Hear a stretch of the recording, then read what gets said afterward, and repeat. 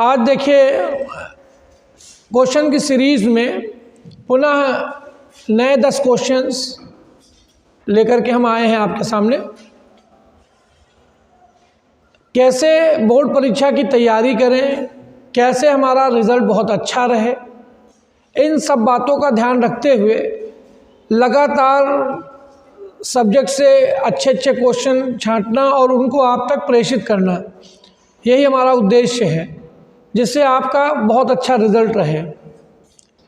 यहाँ पुनः हमने MCQ लिए हुए हैं, लेकिन आप देख रहे हैं MCQ में किसी भी क्वेश्चन में हमने विकल्प नहीं दिया है। ठीक, क्योंकि मेरा मानना ये है कि विकल्प देख करके हम तुक्के लगाने का प्रयास करेंगे कि कोई भी क्वेश्चन ऐसा हो सकता है। मैंने उन क्वेश्चन को 60 क्वेश्चन में कन्वर्ट किया है और कुछ ऐसे क्वेश्चन होंगे जिनमें विकल्प मांग रहा होगा, कुछ में लगा करके आपको देना है।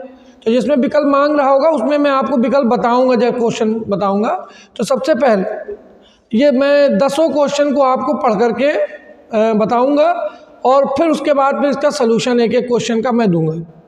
ठीक है, आप अच्छा परफॉर्म करें, बोर्ड परीक्षा में रिज़ल्ट आपका बहुत अच्छा रहे, यही हमारा उद्देश्य है कि आप जब एग्ज़ाम देने बैठें तो कहीं से आपको ये ना लगे कि हमारा ये भाग छूट गया है।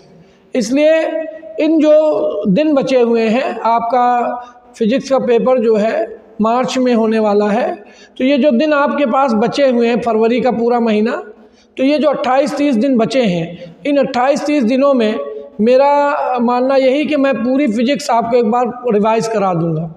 अगर आप हमारे वीडियो के साथ जुड़े रहेंगे तो आप पूरी फिजिक्स इस 1 महीने के अंतर्गत आप अपनी पूरी फिजिक्स को रिवाइज़ कर पाएंगे और बहुत सारे क्वेश्चंस आपको मिलेंगे जो आपकी परीक्षा में आने वाले हैं।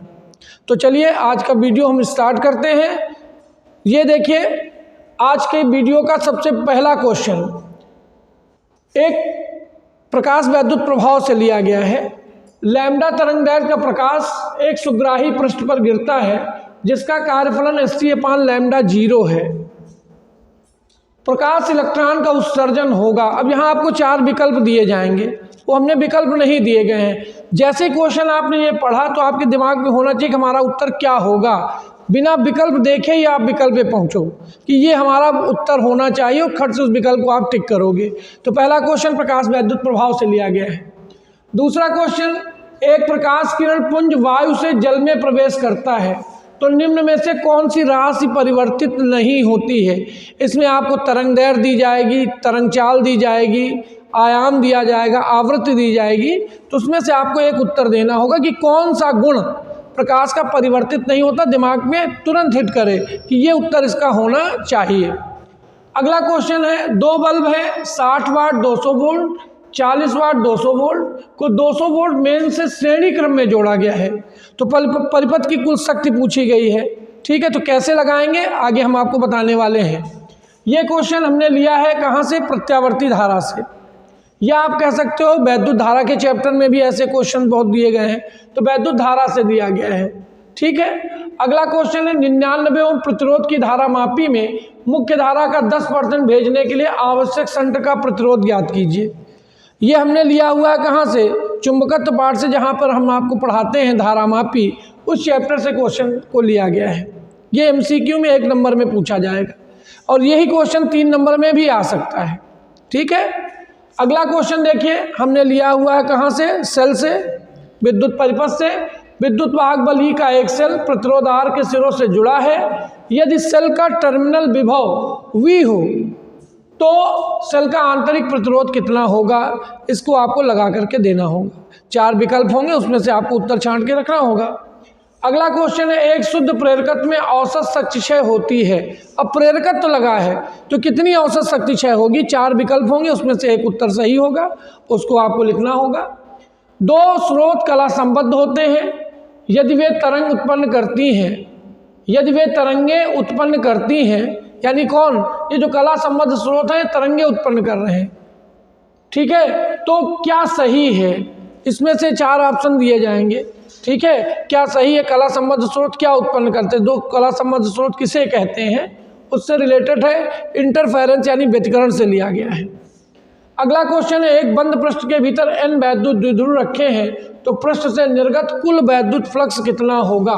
निर्गत कुल फ्लक्स कितना होगा, ये आपको गॉस की प्रमेय से चैप्टर से लिया गया, वैद्युत क्षेत्र एवं विभव से। 9वां क्वेश्चन है, किसी माध्यम में प्रकाश का वेग इतना है 1.5 × 10⁸ मीटर प्रति सेकंड, तो इस माध्यम में हवा में जाने वाली किरण के लिए क्रांतिक कोण कितना होगा। ये प्रकाश के अपवर्तन पाठ से लिया गया क्वेश्चन। और लास्ट क्वेश्चन आज का है, प्रोटॉन तथा अल्फा कण के समान विभव से त्वरित किया गया है तो इसके लिए डी ब्रोगली तरंगदैर्घ्य का अनुपात क्या होगा। देखिए ये 10 क्वेश्चन लिए गए हैं, इन 10 क्वेश्चन को कैसे हम 5 मिनट में हल करेंगे। आपकी स्पीड ऐसी हो कि ये 10 क्वेश्चन आपके 5 मिनट में हल हो, तो हम कैसे 5 मिनट में इन क्वेश्चन को हल कर पाएँ, उसकी प्रैक्टिस के लिए हम प्रैक्टिस सेट लगातार लेकर के आ रहे हैं आपके लिए, आप इसको हल करेंगे। देखिए अब आज का पहला क्वेश्चन देखें। पहला क्वेश्चन कह रहा है, लैम्डा तरंगदैर्घ्य का प्रकाश सुग्राही पृष्ठ पर गिरता है जिसका कार्यफलन hc/λ 0 है, तो प्रकाश इलेक्ट्रॉन का उत्सर्जन होगा। तो यहाँ पर इस क्वेश्चन को ये ध्यान रखिएगा, तुमको कार्यफलन में ये दिया गया है hc/λ 0, ये दिया गया है। तो इस लैम्डा 0, अगर आपतित प्रकाश की तरंगदैर्घ्य लैम्डा 0 से कम है तभी प्रकाश इलेक्ट्रॉन का उत्सर्जन होगा। तो पहले क्वेश्चन का आंसर होगा lambda is less than lambda 0। अगर आपतित प्रकाश की तरंगदैर्घ्य, यहाँ जो कार्यफलन की तरंगदैर्घ्य दी गई है लैम्डा 0 उससे कम है तभी प्रकाश इलेक्ट्रॉन का उत्सर्जन होगा। तो यहाँ पहला उत्तर आपका होगा क्या, lambda is less than lambda 0। Clear. दूसरा क्वेश्चन देखें, एक प्रकाश कण वायु से जल में प्रवेश करती तो कौन सी राशि परिवर्तित नहीं होती है। तो एकदम रट लीजिए, आवृत्ति, प्रकाश की आवृत्ति। जब भी प्रकाश किसी माध्यम से दूसरे माध्यम में जाएगा तो उसकी आवृत्ति कभी परिवर्तित नहीं होगी, तो आपको आवृत्ति पे टिक कर देना है। तो दूसरे का उत्तर क्या हो जाएगा, आवृत्ति, आवृत्ति परिवर्तित नहीं होगी। तीसरे में चलते हैं हम लोग, यहाँ पे कहता है 2 बल्ब 60 वाट के। तीसरा क्वेश्चन देखें, यहाँ पर P1 दिया गया है 60 वाट और P2 दिया गया है 40 वाट। ये देखिए दिया हुआ P1 60 वाट और P2 40 वाट। किस क्रम में जुड़े हैं, श्रेणी क्रम में मेन से जोड़ा गया है। तो संयोजन की शक्ति, तो अगर श्रेणी क्रम में बल्ब जुड़े हुए हैं तो संयोजन की शक्ति का सूत्र याद रखें, संयोजन की शक्ति 1/P बराबर 1/P1 प्लस 1/P2। ये सूत्र लगा देंगे तो बराबर किसके आ जाएगा, बराबर 1/40 प्लस 1/60। 60 पहले आना चाहिए, तो 1/, यहाँ पर कितना हो जाएगा, लघुत्तम हो गया 240, त्रियक गुणा कर दो 60 प्लस 40, तो यहाँ पर P बराबर आ जाएगा 240/100। 240/100 हमको लग रहा है यहाँ पे गलत है, यहाँ 240, 6 और 4 आएगा, 6 और 4, ठीक है, 6 और 4, 240 सबका लघुत्तम आ गया 6 धन 4, 6 धन 4, तो यहाँ पे कितना आ जाएगा, P बराबर 240/10 कट जाएगा तो बराबर उत्तर आएगा 24 वाट। इसका उत्तर कितना आएगा, 24 वाट। अगला क्वेश्चन देखें, 99 ओम के लिए, ठीक है, 99 ओम प्रतिरोध के लिए धारा मापी कि मुख्य धारा का 10%, अगर धारा मापी से कितनी धारा जा रही, ये देखिए धारा मापी का चित्र बना हुआ है, ये एमीटर की भांति हमने लगा दिया ये शंट, इसका प्रयोग हम किसके बात कर रहे हैं, एमीटर की भांति। तो कहता है धारा मापी से केवल कुल धारा I का कितना जाए, 10%। तो यहाँ IG बराबर कितना है, I का 10%, तो I गुणे 10/100, तो I/10 जा रहा है IG बराबर।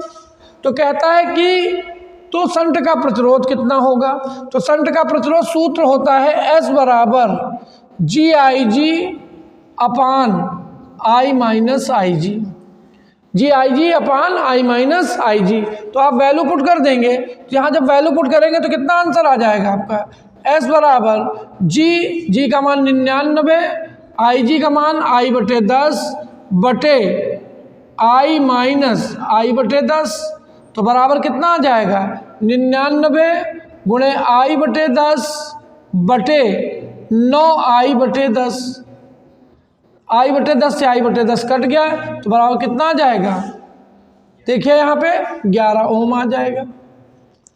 आई बटे 10, आई बटे 10, 10i माइनस आई, 10 पलट के ऊपर चला जाएगा, आई बटे 10 कॉमन कट जाएगा, सही है। 11 ओम शंट का प्रतिरोध कितना आ जाएगा? 11 ओम।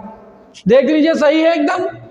SGIG 99 गुणे आई बटे 10 बटे आई माइनस आई बटे 10, आई बटे 10 तो 10 कॉमन आ गया, 10 से 10 कट जाएगा, 10 आई में आई घट गया, 9 आई बचा, आई से आई कट गया, 99 बटे 9 बराबर 11 ओम।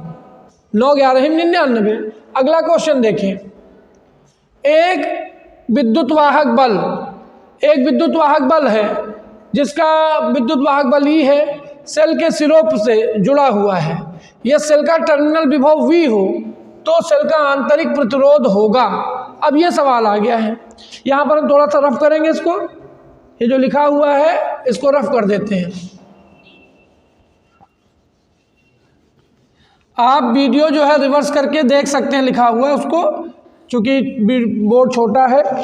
यहाँ पर देखिए सेल का हमको कितना दिया गया? विद्युत वाहक बल E दिया गया है। सेल का आंतरिक प्रतिरोध पूछा जा रहा है कि सेल का आंतरिक प्रतिरोध क्या होगा। ठीक है, तो यहाँ पर एक सूत्र याद रखिएगा, स्मॉल r बराबर R times E minus V बटे V। ये आपका डायरेक्ट सूत्र है किसका? कि अगर सेल का विद्युत वाहक बल E हो, टर्मिनल विभवांतर V हो और R के साथ जुड़ा हो तो स्मॉल r बराबर सेल का आंतरिक प्रतिरोध, स्मॉल r बराबर R time E minus V बटे V। क्लियर? अगला क्वेश्चन देखिए, 6वां क्वेश्चन देखिए। एक शुद्ध प्रेरकत्व में औसत शक्ति क्षय होती है तो प्रत्यावर्ती परिपथ की औसत शक्ति क्षय P बार बराबर VRMS IRMS into cos phi, और चूंकि फाई बराबर किसके होगा? पाई बाई 2 के, और कॉस पाई बाई 2 कितना होता है? 0। तो यहाँ पर P बार बराबर कितना लिख दोगे? 0 लिख दोगे। तो यहाँ पर याद रखा गया कि अगर शुद्ध प्रेरकत्व है तो उसकी औसत शक्ति क्षय कितनी होगी? 0 होगी। यहीं पे अगर शुद्ध संधारित्र लगा होगा तो औसत शक्ति क्षय 0 होगी। अगला क्वेश्चन है, दो स्रोत कला संबद्ध है। अगर दो स्रोत कला संबद्ध है तो इसका उत्तर होगा कि कलांतर नियत होगा। क्या होगा? नियत, कलांतर नियत होगा। अगर वे तरंगे उत्पन्न कर रहे हैं तो दोनों तरंगों का कलांतर जो निकलेगा वो क्या निकलेगा? नियत निकलेगा। यदि दो स्रोत जिनके कलांतर नियत हैं तो उन्हें हम कौन सा स्रोत कहेंगे? कला संबद्ध स्रोत कहेंगे। ये परिभाषा है, कला संबद्ध स्रोत की परिभाषा है। ये दो तरंगों के कलांतर नियत हो तो उन्हें हम कला संबद्ध स्रोत कहते हैं। अगला क्वेश्चन देखें, 8वां। एक पृष्ठ के भीतर n वैद्युत द्विध्रुव रखे हैं। वैद्युत द्विध्रुव परिमाण में समान परंतु प्रकृति में विपरीत आवेश अल्प दूरी पर रखे होंगे तो द्विध्रुव कहलाएगा। तो किसी द्विध्रुव का नेट आवेश 0 होता है। तो गॉस की प्रमेय कहती है वैद्युत फ्लक्स फाई बराबर Q नेट अपान एप्सिलॉन 0।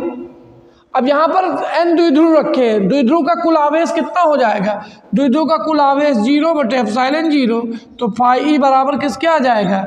0 के। तो यहाँ पर आपका वैद्युत फ्लक्स कितना होगा? 0 होगा।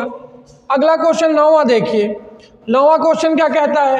किसी माध्यम में प्रकाश का वेग 1.5 गुणे 10⁻⁻8 मीटर प्रति सेकंड है, जिससे हवा में जाने वाली किरण के लिए क्रांतिक कोण। तो इस सवाल में सबसे पहले हम अपवर्तनांक निकालेंगे। अपवर्तनांक हम लोगों ने पढ़ रखा है हाइजन से, n बराबर c बटे v। तो c का मान 3 गुणे 10⁸ और बटे v का मान 1.5 गुणे 10⁸। तो यहाँ से कितना आ जाएगा? 2। n कितना आ गया? 2 आ गया। और क्रांतिक कोण बराबर किसके होता है? क्रांतिक कोण साइन c बराबर 1/n के। साइन IC लिख लो। तो साइन c बराबर IC बराबर 1/n के, तो यहाँ 1/2 के। तो IC बराबर यहाँ पर कितना आ जाएगा? साइन 30 के। तो IC बराबर किसके आ जाएगा? 30 डिग्री। यहाँ क्रांतिक कोण कितना आ जाएगा? 30 डिग्री के आ जाएगा। लास्ट क्वेश्चन के लिए पुनः हमको रफ करना पड़ेगा। यहाँ पे लास्ट क्वेश्चन के लिए देखें।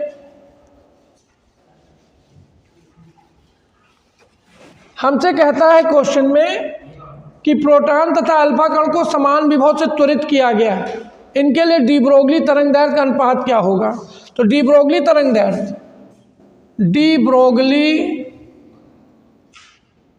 तरंगदैर्घ्य का सूत्र होता है लैम्डा बराबर h/√2m/q_v। यहाँ पर v क्या है, विभवांतर है। यहाँ पर क्या क्या है, लैम्डा प्रोटॉन और लैम्डा अल्फा कण। तो प्रोटॉन के लिए और अल्फा कण के लिए, माना प्रोटॉन का द्रव्यमान m व आवेश q है, तो यहाँ पर अल्फा कण का द्रव्यमान 4m हो जाएगा और आवेश क्या हो जाएगा, 2q हो जाएगा।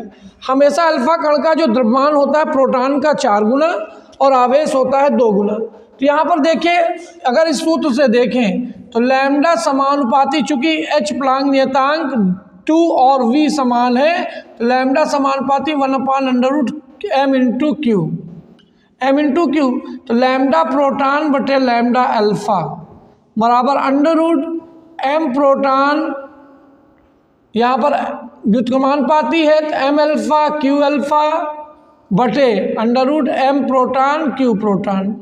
वैल्यू पुट कर दोगे, m अल्फा 4 टाइम हो गया m प्रोटॉन के और q अल्फा 2 टाइम्स हो गया q प्रोटॉन के बटे √m प्रोटॉन q प्रोटॉन।